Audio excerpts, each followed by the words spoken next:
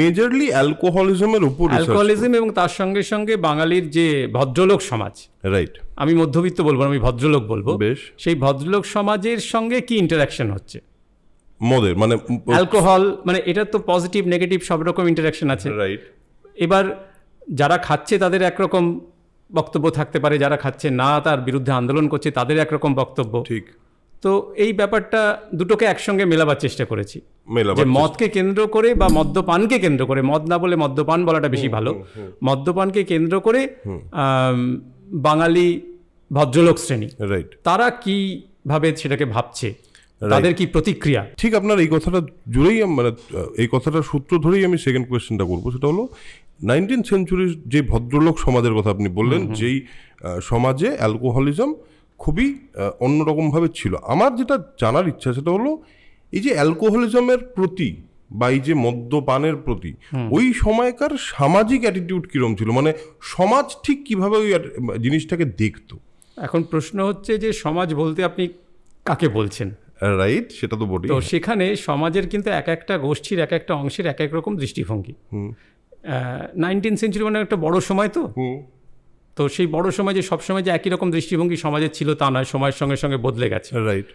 তো প্রথম যখন শুরু হলো তখন মূলত এখানে আমরা কারা মদ্যপান বেশি করতো বা সে একেবারে আমি শুরুর দিকে যাচ্ছি, তখন সেখানে কিন্তু দেখা যাচ্ছে যারা ওই বেনিয়ান তাদের মধ্যে একটা মদ্যপানের প্রবণতা বা বাড়িতে মদ্যপানের আসর বসানো, বেনিয়ান বলতে যারা মুৎসুদ্দি মানে কম্পারেটর হিসেবে কাজ করছে, এই ধরুন আমাদের রামমোহন রায়ের পরিবার বা দেব পরিবার, রাইট, তারা ব্যবসা বাণিজ্যের জন্য সাহেবদের কাছাকাছি আসার চেষ্টা করছে। মানে এটা আফটার কলোনি, মানে কলোনিয়াল হয়ে গেছে, তখন 19th সেঞ্চুরি শুরু হয়ে গেছে এবং সেই সময় ব্রিটিশরা রীতিমতো কলকাতায় আস্তে আস্তে ব্যবসা বাণিজ্যটা তখনও পর্যন্ত পুরোপুরি যে শাসক হয়ে উঠেছে ততটা না, যদিও পলাশি হয়ে গেছে, সবই হয়ে গেছে, তো ব্যবসার খাতিরে যেরকম হয় এখনো বিজনেস পার্টিতে অ্যালকোহল একটা বড় ব্যাপার, ঠিক, তো তখনও সেরকম। এবং সাহেবদের কাছাকাছি কি করে যাওয়া যায়, তখন বাড়িতে তাদেরকে আমন্ত্রণ করছে, দুর্গাপুজোয় আমন্ত্রণ করছে, দুর্গাপুজোর চলটাও খুব বাড়িতে করার বিষয়টা বাড়ছে, এবং সেখানে কিন্তু বিভিন্ন ধরনের মদ তারা সাহেবদের জন্য পরিবেশন করছে এবং এইভাবে একটা কালচার তৈরি হচ্ছে। এবং এখানে দ্বারকানাথের কথা বিশেষ করে বলার দরকার, মানে দ্বারকানাথ সম্পর্কে কিন্তু সমাজের ধারণা খুব একটা ভালো ছিল না। আচ্ছা, এবং দ্বারকানাথ কিন্তু একটা সময় এই সাহেবদের সঙ্গে মেশা, এবং যেহেতু তিনি ওই ম্লেচ্ছ পান এবং ম্লেচ্ছ আহার এইসবের জন্য তিনি কিন্তু বাড়ির বাইরে থাকতেন। মানে এই যে সমাজ তখন তার মানে মদ্যপানকে ম্লেচ্ছ হিসেবেই দেখতো। আচ্ছা, বেশ, হ্যাঁ, যদিও কিন্তু মনে রাখতে হবে যে দেশি মদের বিষয়টা কিন্তু অনেক আগে থেকেই আছে, এমন নয় যে দেশি মদ ছিল না, সেটা কিন্তু অনেক আগে থেকে। আমরা একেবারে পুরনো সময় থেকে, বিশেষ করে মুঘল যুগে তো এগুলো খুব, মানে মদের ব্যবসা, আরকের ব্যবসা, এগুলো যথেষ্ট একটা ভালো ব্যবসা ছিল। মানে অনেক সময় দেখা গেছে যে নবাবী পরিবারের আত্মীয় স্বজন তারাও মদের ব্যবসা করছে। আচ্ছা, মানে মুঘল পিরিয়ডে। আচ্ছা, আরে এই মুঘল পিরিয়ডের কথা যখন বললেন, একটা জিনিস আমার একটুখানি জানার ইচ্ছা, সেটা হলো যে প্রথমত আমাদের পুরাণ, আমাদের বিভিন্ন স্পিরিচুয়াল টেক্সট কিংবা ধর্মীয় টেক্সট যেটাকে আমরা বলতে পারি, সেখানে আমরা বিভিন্ন সময় সোমরসের উল্লেখ পেয়েছি। এবার কিছু কিছু মতবিরোধ আছে যে সোমরস আসলে মদ নয়, সোমরস একটা ডিফারেন্ট জিনিস, তারপর অসুরদের নাকি ওটাকে একটুখানি চেঞ্জ করে মদিরা বলে দেওয়া হয়, এরকম কিছু মানে আছে। কিন্তু আপনি বলছেন এর পর থেকেও, মানে আমাদের পুরো থ্রু আউট দ্য হিস্ট্রি, ইতিহাস আপনি যদি একটা এগিয়ে আসেন, আমরা যদি প্রাচীন যুগটা থেকে একটু এগিয়ে আসি, যেহেতু অনেক সময় কিংবদন্তি জড়িয়ে যায়, আমরা চর্যাপদে পেয়েছি। চর্যাপদে মদের দোকান এবং সেখানে বসে মদ খাওয়ার ব্যবস্থা, আচ্ছা, এই সমস্তগুলো সমস্ত চর্যাপদে আমরা অন্তত 2-3 জায়গায় আমি পেয়েছি। আচ্ছা, তার মানে ওটা ছিলই, সুতরাং আমাদের কালচারে ছিল। কাদের মধ্যে ছিল এটা একটা বড় ব্যাপার। হ্যাঁ, সেটা কিন্তু মূলত সমাজের যারা এলিট, যারা নবাবের আশেপাশে ঘোরাফেরা করতো বা ওই মহলে যাদের যাতায়াত, তারা, এবং একেবারে যাদেরকে আমরা সাবঅল্টার্ন বলতে পারি, অন্তজ বলতে পারি, তাদের মধ্যে। আচ্ছা, যদিও সেই সময় আমরা সেইভাবে মধ্যবিত্ত সমাজ ছিল না, কিন্তু এই দুটোর বাইরে সবটাকে যদি আমরা একই ব্র্যাকেটের মধ্যে নিয়ে আসি, তাহলে এদের মধ্যে কিন্তু সেরকম কিন্তু চল ছিল না। এবং চল ছিল না সেটা তো সবসময় ইতিহাসের নথি দিয়ে প্রমাণ না করা গেলে অনেক সময় পরের কথাবার্তা দিয়ে অনেক সময় প্রমাণ করা যায় যে ছিল কি ছিল না।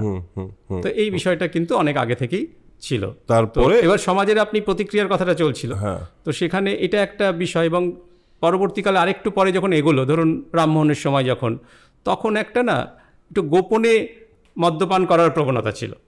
আচ্ছা, মানে রামমোহন নিজে কিন্তু মানে অতিরিক্ত মদ্যপান করে মাতলামো করেছিল বলে এক শিষ্যের সঙ্গে 6 মাস কথা বলেননি।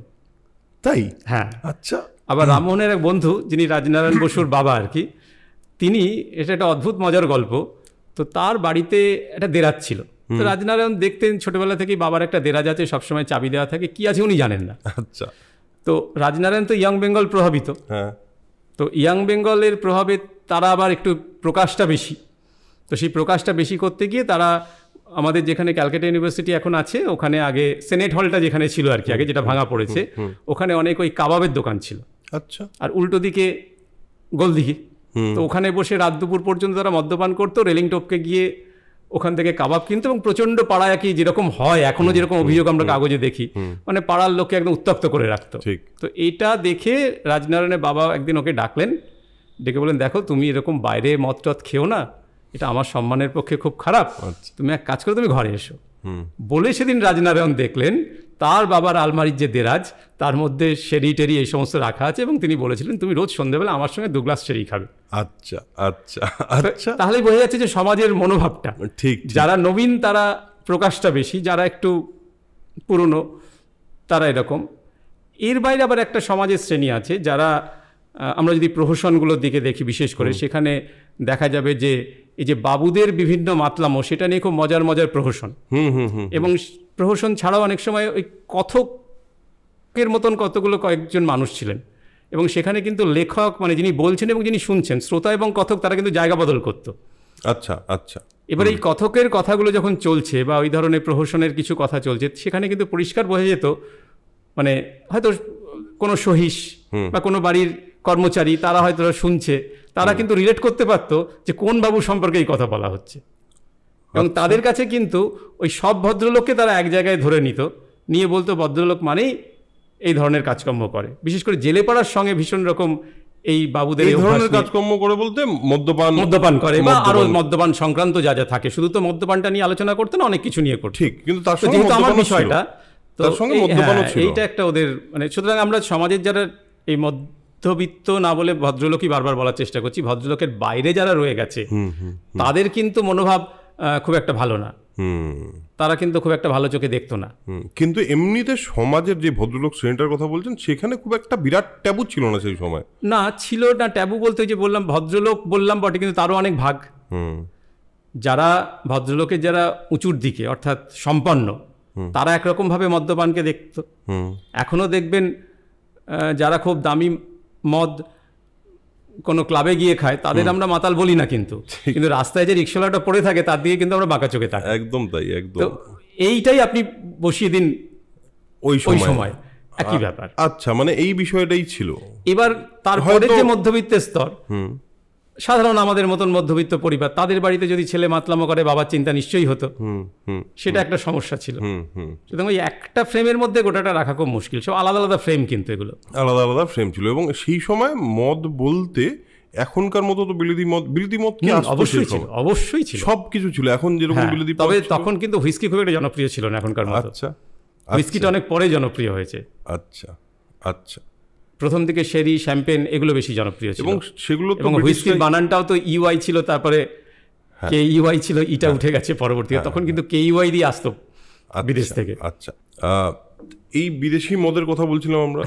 তার মানে এই যে আমাদের একটা শ্রেণী, বাঙালি শ্রেণী, বিভিন্ন রকম শ্রেণী, আমি ওভারঅল সমাজের বিভিন্ন রকম শ্রেণী বলছি, কিন্তু তার সঙ্গে ব্রিটিশদের যোগাযোগ তো ডিরেক্টলি একটু ওই আপনি যেটা বললেন যে যারা একটুখানি ব্যবসা করতো সেই সময়, সেটা প্রথম পর্বে। কিন্তু পরের দিকে যখন বিশেষ করে 1835-এর পর যখন ওই ব্রিটিশরা একটা ব্যবধান তৈরি করা শুরু করছে, মানে দেশীয় মানুষের সঙ্গে নিজেদের, তখন কিন্তু এই দরজাগুলো বন্ধ হয়ে যাচ্ছে। মানে ব্রিটিশরাও যেমন আসছে না, আগে তো ব্রিটিশদের বাড়িতে আমাদের দেশীয় যারা উচ্চস্তরের মানুষ, তারা তো আমন্ত্রিত হতেন, সেটাও কিন্তু বন্ধ হয়ে যাচ্ছে। আচ্ছা, এই দেওয়া নেওয়াটা 35 মোটামুটি আমি ধরে নিতে পারি। কারণ 35 কেন বললাম, ওই সময় প্রসন্ন কুমার ঠাকুরকে খুব সম্ভবত, আমি ভুলও বলতে পারি, কোনো একটা ক্লাবে ঢোকা বন্ধ করা হয়েছিল, যে ওনাকে বলা হলো যে মানে ওনাকে আনলে সাহেবদের একটা মর্যাদার পক্ষে সেটা হানিকর, দেশি মানুষ, সুতরাং ওই জায়গা থেকে কিন্তু ওই দরজা বন্ধ হওয়াটা শুরু হয়েছে, মানে ওটাকে আমরা একটা ঘটনা হিসেবে দেখাতে পারি, ডিস্টেন্সিং একটা ব্যাপার শুরু হলো। এবার বোধহয় একটু সরে থাকা দরকার। ব্রিটিশরা কি মদ্যপানকে বাঙালিদের মধ্যে বা দেশীয় মানুষদের মধ্যে প্রমোট করার চেষ্টা করেছিল, মানে ব্যবসায়িক দিক থেকে? অবশ্যই। আচ্ছা, রেভিনিউয়ের অন্যতম সোর্স, আজ পর্যন্ত তো রেভিনিউয়ের অন্যতম সোর্স। রাইট। এইটা কি করে ঘটেছিল? এটা মানে ওইভাবে, মানে সাহেবরা তো খুব চালাক, সরাসরি তো বলবে না তোমরা মদ খাও, কিন্তু রেভিনিউ পলিসিটাকে বা যেটা এক্সাইজ পলিসি সেটাকে এমনভাবে ওরা ফ্রেম করছে যে তাতে বোধহয় কোথাও একটা উৎসাহ দেওয়া হচ্ছে, মানে একটু বলা যেতে পারে যে নেতিবাচক উৎসাহ, যে যেখানে যখন মদ্যপানের প্রবণতাটা বাড়ছে, প্রথম প্রবণতা বাড়ার ক্ষেত্রে কিন্তু তাদের খুব একটা ভূমিকা ছিল তা নয়, মানে ইয়াং বেঙ্গল থেকে কিন্তু আমাদের শুরু হচ্ছে, মানে এই যে যেটা নিয়ে আন্দোলন শুরু হচ্ছে, যেটা নিয়ে বাঙালি চিন্তিত হচ্ছে, রামমোহনের সময় মদ্যপান কে করছে সেটা নিয়ে আম বাঙালি খুব একটা চিন্তিত ছিল না, কিন্তু ইয়াং বেঙ্গল আসার পর একটা বড় টার্নিং পয়েন্ট, এবং ইয়াং বেঙ্গলরা ওই পাশ্চাত্যকে পুরোপুরি অনুকরণ করবে। আমরা মধুসূদনকে যদি একটা আইকন হিসেবে ধরি তার মধ্যে, এবং তার সঙ্গে আরও সবাই, এই রাজনারায়ণ বসু টসু সবাই, তারা তো ওই জায়গাটা থেকে তারা কিন্তু মদ্যপানের প্রবণতাটা বাড়লো। এবার দেখা গেল যে আর একটা অংশ যারা আমি বলবো অর্ধশিক্ষিত বা স্বশিক্ষিত, বড় লোক, পয়সা আছে, তারা হঠাৎ করে নিজেদের পেছনে ইয়াং বেঙ্গল স্ট্যাম্পটা দিয়ে নিল নিজেরাই, আসল উদ্দেশ্য মদ্যপান করা। আচ্ছা, ইয়ং বেঙ্গল নামটা জড়িয়ে গেল বিকজ আমার মদ্যপান করতে ইচ্ছা করছে। আমি ইয়ং বেঙ্গলীয়। আচ্ছা আচ্ছা, বাহ, অদ্ভুত। আচ্ছা, হ্যাঁ, তাদের কিন্তু কিছুই পড়াশোনা নেই, মানে তখন মানে কতগুলো মার্কার ছিল, মানে আমি শিক্ষিত এবং আমি কালচার, যেমন হচ্ছে অ্যালবার্ট চুল, মোজা এবং ঘড়ি পরবর্তীকালে এলো, তার আগে ছিল না, প্রথম দিকে ছিল না, কিন্তু প্রথম দিকে ওই অ্যালবার্ট চুল, মোজা, মদ্যপান, এগুলো হচ্ছে সমস্ত মার্কার।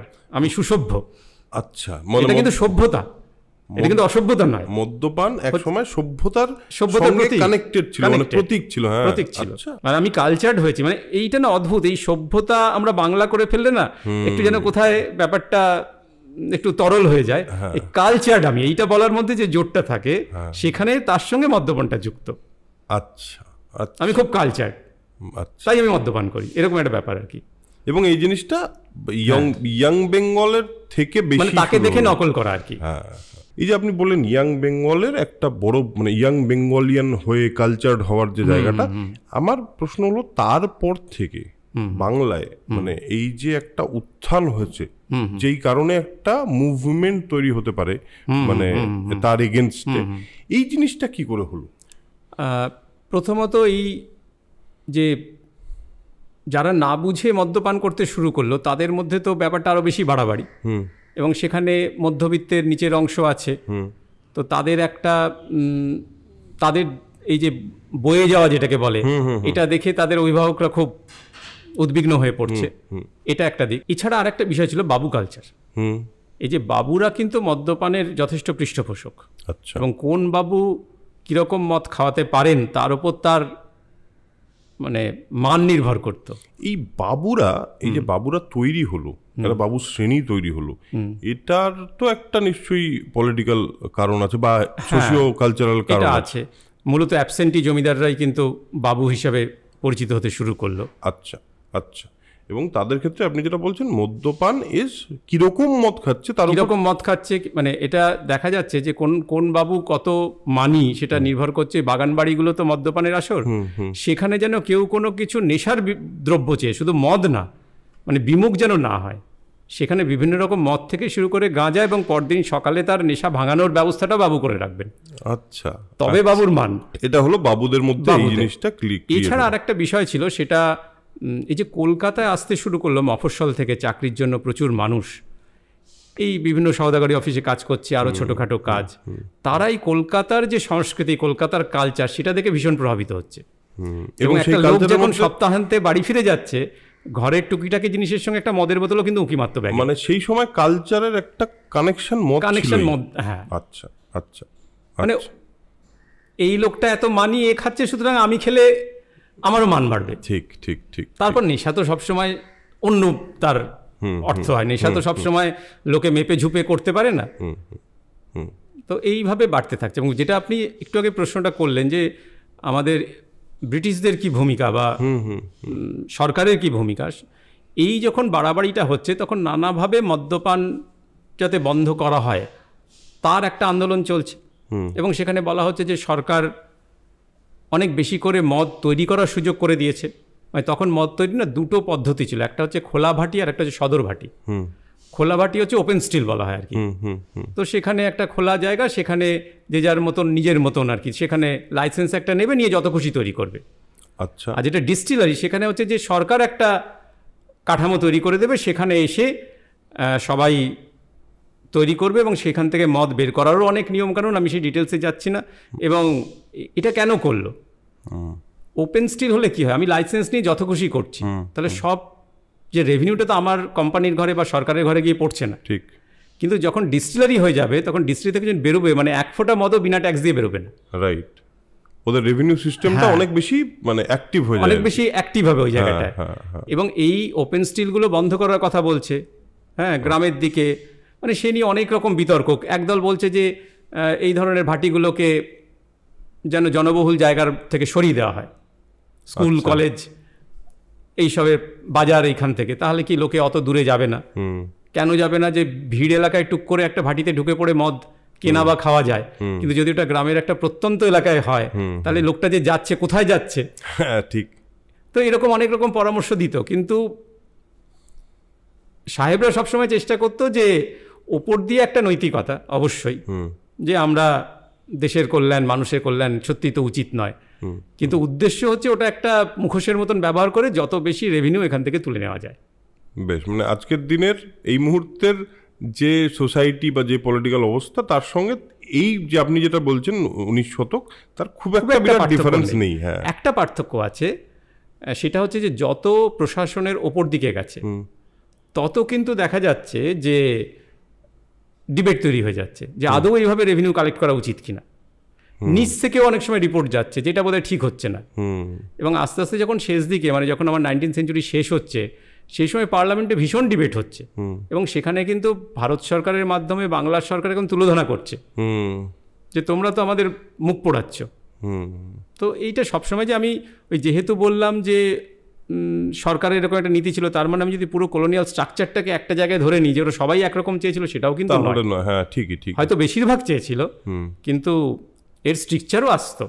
এই যে আমরা এই একটা ওয়েস্টার্ন কালচারের কথা দেখছি, ওয়েস্টার্ন কালচার কিভাবে ইনফ্লুয়েন্স করছে দেখছি, এই সময় ইন্ডিজিনিয়াস কালচারটা কি ছিল, মানে এই সময় এই জায়গার কালচারটা কি ছিল? মানে আমরা এটাকে আমি একটু ঘুরিয়ে উত্তরটা দিই, সেটা হচ্ছে যে আমরা তো কেন এখানে মদ্যপান বাড়লো, কেন এই মুভমেন্টটা হচ্ছে, তার পেছনে যারা ইতিহাসে গবেষণা করছেন তারা দুটো দিকে ইঙ্গিত দিচ্ছেন। একটা হচ্ছে ওয়েস্টার্ন কালচার এবং আর একটা হচ্ছে revenue policy of the government, মানে সরকার যে এক্সাইজ পলিসি করছে সেটার কারণে এটা বাড়ছে। কিন্তু একটা জিনিস মনে রাখতে হবে যে ওয়েস্টার্ন কালচারের আগেও কিন্তু আমাদের এখানে মদ্যপান ছিল এবং অনেক সময় ধর্মীয়ভাবে স্বীকৃতিও ছিল। যেমন আমরা যদি যারা তান্ত্রিক, যদিও তান্ত্রিক মতে দুরকম ছিল, কুলাচার এবং পশ্চাচার, একদল মদ খেত না, একদল মদ খেত, পঞ্চমকারের মধ্যে তো একটা মদ। হ্যাঁ, তো দেশীয় সংস্কৃতি কিন্তু সবসময় ছিল, এমন নয় যে শুধু পাশ্চাত্য সংস্কৃতির কারণেই ছিল, কিন্তু সেটা একটা মানে সীমিত সংখ্যার মধ্যে, সেটা খুব বেশি নয়। কিন্তু পরবর্তীকালে তারও যথেষ্ট বাড়াবাড়ি ছিল, মানে এটা নিয়ে অনেক রকম গল্পও আছে, গল্পই যে তারা কিন্তু কোনোভাবেই পাশ্চাত্য শিক্ষায় শিক্ষিত নয়, এরকম একটা পরিবার কালী পুজোর রাতে প্রচুর মদ্যপান করেছে এবং বাড়ির কর্তা গিন্নি থেকে সবাই মদ্যপান করেছে। তো মদ্যপানের পর সেই কর্তার পা তার যে চাকর সে টিপে দিচ্ছে এবং যিনি মালিক আর কি তিনি একটা পা গুটিয়ে বসে আছেন। তো কিছুক্ষণ পর চাকর হঠাৎ হাউ হাউ করে কেঁদে উঠেছে, বাবু আপনার আর একটা পা কোথায় গেল? বলে মানে নেশাটা কি পর্যায়ে চলে গেছে, আমি পাচ্ছিস না, যা তোর গিন্নিমাকে জিজ্ঞাসা কর। গিন্নিমাও তখন কিন্তু নেশাগ্রস্ত। গিন্নিমা বলছেন যে তাই তো, কোথায় তুই দেখ তো পুরুত মশাই নিয়ে গেছেন কিনা। তো চাকর তো সঙ্গে সঙ্গে পুরুতের বাড়ি দৌড়েছে। তো পুরুত মশাইয়ের বাড়িতে গিয়ে দেখা যাচ্ছে পুরুত মশাইও আর তার কোনো সাড়া শব্দ নেই। অনেক ঠেলাঠেলি করে যখন জাগিয়েছে তখন সে বলছে, শোনো, যদি পাই আমি কাল সকালে দিয়ে আসবো। সুতরাং শুধু ওয়েস্টার্ন কালচারের জন্য বাড়াবাড়ি এটা মনে করার কোনো কারণ নেই।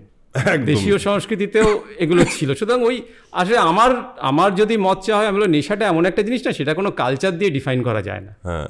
যদিও আমরা এইভাবে একটা দোষারোপ করছি, এবং আমি যখন করেছি যত এগিয়ে তত আমার এটাই মনে হয়েছে যে কালচার দিয়ে হয় না। তখন একটা খুব ভালো নেশা ছিল গাঁজা, এবং গাঁজা এবং মদের একটা বড় লড়াই ছিল সেই সময় ছিল।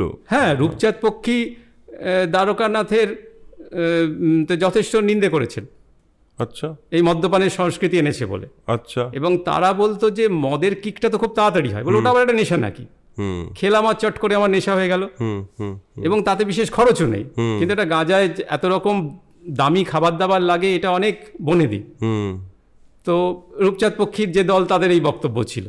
এবং কিন্তু যারা অল্প বয়সী, তাদের কাছে আবার পছন্দের ছিল মদ ওই একটা কারণে, কিকটা তাড়াতাড়ি বলে। তো এই এবং বিষয়টা সোজা, মানে যে কোনো জায়গায় খেয়ে নিলাম।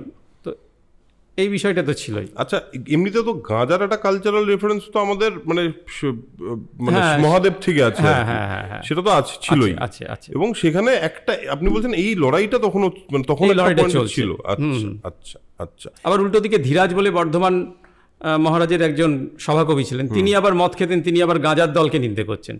উনি একটা কবিতা লিখেন, ডাঙায় গেলে দোষ নেই। ডাঙা মানে হচ্ছে শুকনো নেশা। আচ্ছা।